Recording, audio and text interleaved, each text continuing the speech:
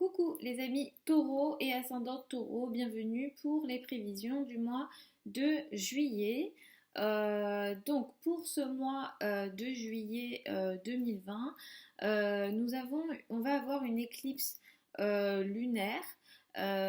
Au mois de juin, nous avons eu deux éclipses. Au mois de juillet, nous avons une autre éclipse. Donc nous sommes dans une période chargée. Sans doute vous l'avez senti effectivement comme tout le monde. J'en ai parlé dans d'autres vidéos sur les vidéos du mois de juin ou les vidéos de la semaine. Vous pouvez regarder à nouveau comment est-ce que... Parce qu'en fait les éclipses ont des énergies sur le long terme. Donc en juillet, vous aurez encore les effets des éclipses du mois de juin. Donc vous pouvez regarder ça aussi. Ce mois-ci, on a pas mal de choses importantes. Nous avons une éclipse lunaire le 5 juillet dans le signe du Capricorne. La nouvelle lune du mois aura lieu à 28 degrés du Cancer. Mercure a démarré sa rétrogradation au mois de juin et va la finaliser le 12 juillet dans le signe du Cancer. Et autre chose d'important, c'est Mars qui va transiter dans le signe du Bélier. Donc Mars symbolise l'énergie physique et l'énergie combative. Mars cette année va rester de façon, on va dire, inhabituelle, une période très longue dans le signe du Bélier. On va, en plus d'avoir un transit long de Mars dans le signe du Bélier, une période de rétrogradation cet automne de Mars. Donc Mars va rétrograder cet automne. J'en reparlerai, certainement j'en reparlerai. Donc n'hésitez pas à suivre la chaîne si vous voulez voir un petit peu ce que moi j'ai à dire là-dessus. Mais j'en parlerai effectivement. Mars va transiter dans le signe du Bélier, une période très longue. Mars gouverne le signe du Bélier, donc là il va être chez lui. Donc cette énergie combative sera élevée. Cette énergie d'action sera élevée, mais elle aura une énergie très impulsive. Mars symbolise aussi la guerre, donc effectivement, Mars en bélier, d'un point de vue général, là, je ne parle pas de vous spécifiquement, mais d'un point de vue général, il y aura des confrontations et des conflits potentiels, ça j'en parlerai à d'autres moments. Mais effectivement, Mars ici va être dans ce qu'on appelle la maison 12 en astrologie pour vous les ascendants et les ascendants taureaux, et pour les taureaux, ça a une importance ici parce que clairement pendant une période assez importante, donc de 6 mois à peu près, vous allez vous sentir peut-être très fatigué, les amis taureaux et ascendants taureaux. De façon générale, les taureaux n'ont pas une énergie physique élevée, il y a ici une énergie c'est une énergie très lente qui n'aime pas beaucoup passer à l'action. Et ici, on va avoir une action peut-être intériorisée, on va avoir du mal à passer à l'action. Il pourra aussi y avoir des sujets cachés sur cette période qui va durer très longtemps, des sujets cachés. Peut-être que vous allez devoir, d'une manière ou d'une autre, un peu vous battre ou sur certaines épreuves. Il pourrait y avoir effectivement des situations d'épreuves. À partir de ce mois de juillet, sur une période de 6 mois, moi je vais vous recommander de faire très attention, les amis taureaux et ascendants taureaux, à votre santé d'une manière générale, et peut-être beaucoup plus spécifiquement à tout ce qui est de l'ordre de l'inconscient, de ce qui est invisible finalement. Ici, effectivement, ça met beaucoup l'accent aussi, donc les domaines cachés, mais c'est aussi les ennemis cachés. Donc peut-être que sur cette période-là, à partir du mois de juillet, vous pourrez avoir des choses, un petit peu des actions qui ont lieu un peu dans votre dos.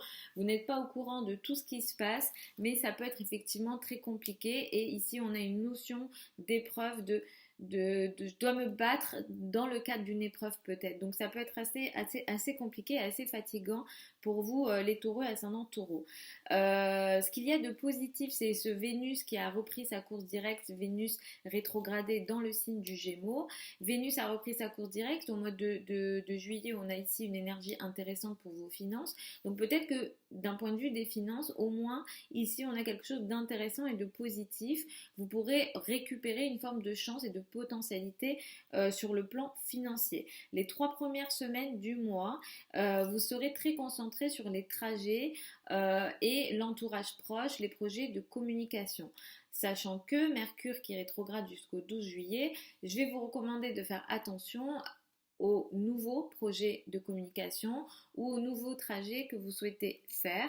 Je vais vous recommander d'attendre peut-être après le 12 juillet pour les projets de communication importants ou pour les trajets importants ou aussi les communications avec les frères et sœurs. Donc effectivement, jusqu'au 12 juillet, vous pourrez aussi avoir d'une manière générale des difficultés de communication, mais peut-être encore plus spécifiquement avec votre entourage proche et les frères et sœurs.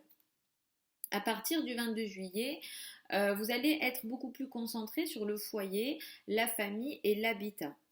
L'éclipse du 5 juillet va mettre l'accent sur les domaines administratifs et de la légalité. Ici, il y a quelque chose qui va se finaliser ou s'arrêter. Si vous êtes dans les domaines de la formation ou de l'enseignement, que vous soyez professeur ou élève, ici, il y a quelque chose qui peut s'arrêter effectivement dans le cadre des formations, de l'enseignement. Effectivement, clairement, ça peut être des sujets d'apprentissage, de communication. Ici, il y a quelque chose qui peut effectivement s'arrêter. Mais d'une certaine façon, l'éclipse lunaire ici est trigone à Uranus qui est dans votre signe. Donc, d'une manière ou d'une autre, cette chose qui s'arrête peut être positive pour vous, pour apporter des nouveaux changements dans votre vie d'une façon générale. Le 20 juillet, nous avons une nouvelle lune.